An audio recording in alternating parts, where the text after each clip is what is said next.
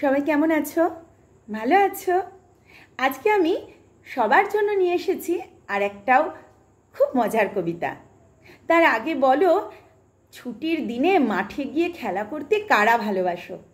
নিশ্চয়ই সবাই ভালোবাসো।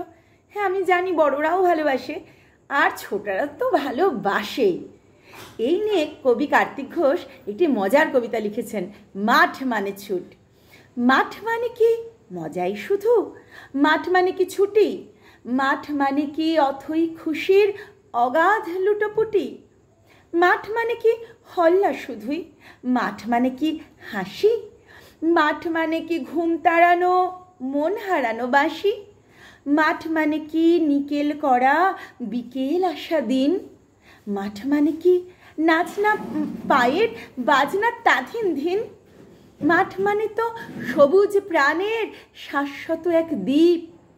মাঠ মানে ছুট এগিয়ে যাবার পিপির পিপির পিপ। ছুট মানে কি ছোটাই শুধু? ছুট মানে কি আশা? ছুট মানে কি শক্ত পায়ের পোক্ত কোনো ভাষা? ছুট মানে কি সাহস শুধু? ছুট মানে কি বাঁচা? ছুট মানে কি ছোট্ট পাখির আগল ভাঙা খাঁচা? ছুট মানে কি ছুটন্ত আর ফুটন্ত সব প্রাণে সাতটি সবুজ সমুদ্রের ঢেউকে ডেকে আনে? ছুট মানে তো জীবন, এবং ছুট মানে যে সোনা। ছুট মানে কি ছুটেই দেখো, আর কিচ্ছু বলবো না।